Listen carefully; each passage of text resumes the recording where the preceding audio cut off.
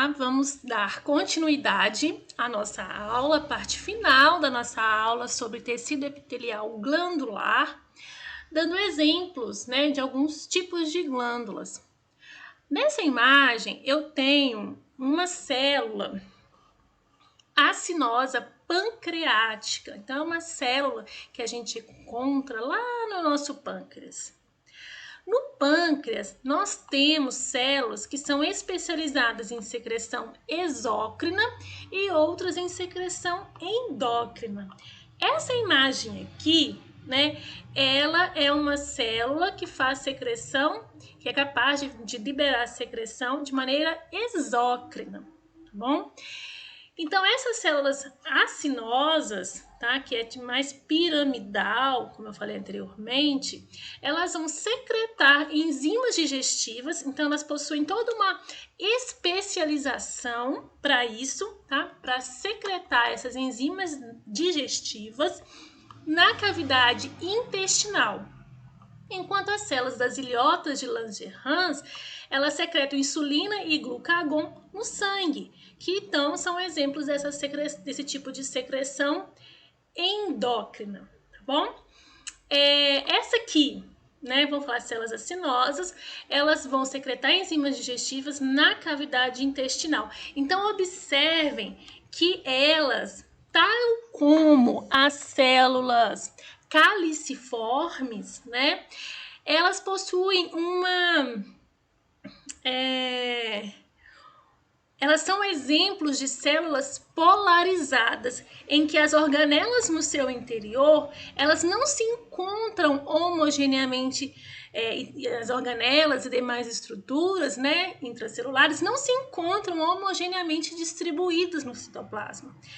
Eu vejo, ao invés disso, uma concentração de determinadas organelas na porção basal e outras na porção apical. E essa regionalização, ela está de acordo com a função, né, com a especialização que essa célula possui. Para falar, vamos pegar essa imagem aqui que está um pouquinho maior, tá? E a gente vê, aqui eu tenho uma escala de tempo, tá? E aqui na porção abaixo nós temos mostrando um vaso sanguíneo, né?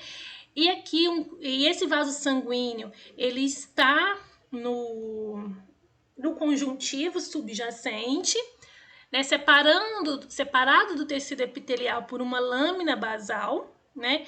Duas lâminas basais próximas formam então uma membrana basal, e nos momentos iniciais que ele está aqui, né, colocando essa escala de tempo, determinados aminoácidos saem do lúmen do capilar que está no conjuntivo e vai em direção à célula glandular e vai ser utilizado para quê?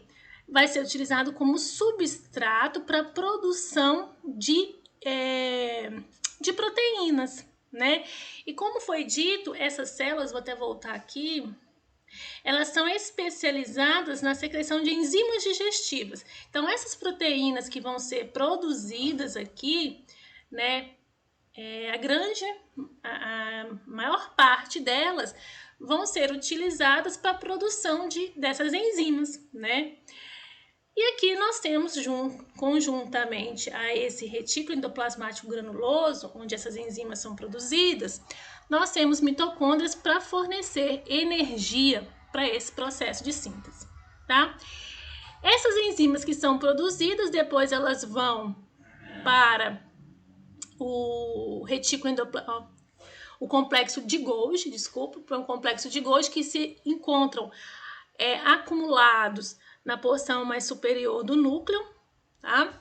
Aqui eles vão passar por todos os processos, né, necessários e, em seguida, ao final desses processamentos, né, vão ser, então, empacotados e vão sair, vão ser liberados do complexo de Golgi e vão, então, acumular na porção mais apical dessas células. Esses grânulos aqui, então, estão amadurecendo, de modo que vão, então, no final, ser liberados por algum processo de extrusão, tá? E ao serem liberados, eles vão então ir para cair naquela porção do lúmen da glândula, né? E ir em direção ao ducto excretor, e desse ducto excretor, eles vão então ir em direção ao intestino delgado, tá bom? Um tipo de glândula exócrina que a gente está mostrando aqui. Então, observem que há toda uma regionalização do local onde cada organela, cada estrutura intracelular se situa, de modo a tornar essa célula especializada, né, mostrando a especialização, a adequação da ultraestrutura da célula de acordo com a sua função dentro do órgão onde ela está, ok? Bom, para finalizar, eu vou explicar para vocês como que se classifica as células exócrinas de acordo com o modo pelo qual os produtos de secreção deixam a célula, como elas são liberadas, como que ocorre esse processo de extrusão, justamente esse aqui, tá bom? Então, a célula, a glândula, né, ela pode ser merócrina. Na merócrina, ocorre exocitose. Simplesmente a célula libera o seu conteúdo por fusão da membrana plasmática que reveste o grânulo com a membrana que forma a membrana plasmática. Então, vou repetir. Na célula merócrina, ocorre exocitose, ou seja, ocorre a fusão da membrana que reveste o grânulo de secreção com a membrana plasmática da célula, e esse conteúdo ele é liberado, né? O produto de secreção, o produto a ser secretado, ele é liberado, sem perda de qualquer outro conteúdo celular. Um exemplo disso é o pâncreas. É justamente isso que a gente viu aqui, ó. Ocorre a fusão da membrana que reveste, né, que envolve o conteúdo a ser secretado, né, com a membrana plasmática que reveste, né, que forma a célula, e o produto é secretado. E nada do conteúdo citoplasmático é perdido, tá bom? Então, uma glândula, essa célula sinosa, ela é merócrina. Existem células, né, em que o tipo ou a forma pelo qual ela libera o seu produto, né, de síntese, é dado como apócrino. Nesse caso, né, o produto de secreção é liberado juntamente com pequenas porções do citoplasma apical. Um exemplo disso, glândulas mamárias.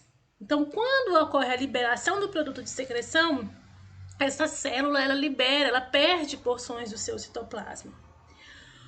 Uma outra forma é a holócrina, em que a célula ela não secreta, ela simplesmente é destruída, tá? Ela vai ser destruída, e no que ela é destruída, ela libera o seu produto de secreção, como por exemplo as glândulas sebáceas. Tá? Então, ela não tem a capacidade de secretar. Ela quase toda é tomada pelo seu produto de secreção. Então, só para voltar aqui, vocês imaginam que no caso da glândula sebácea, o conteúdo interno dela praticamente toma toda a célula. Ela não morre devido a isso, mas no momento em que ela libera seu produto de secreção, ela é destruída.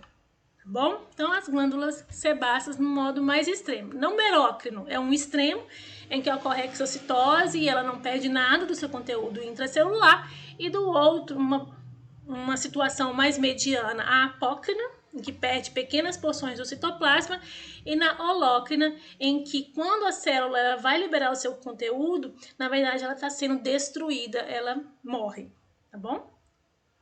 Então eu termino aqui a aula de hoje. Gostaria de perguntar a você se há alguma dúvida, com certeza haverá. Nós vamos ter o nosso momento para tirar dúvidas, mas me coloco desde já à disposição. podem entrar em contato comigo no fórum do Google Classroom ou pelo WhatsApp. Lembrando também que nós temos um monitor, né, disponível aí para auxiliar em qualquer dúvida.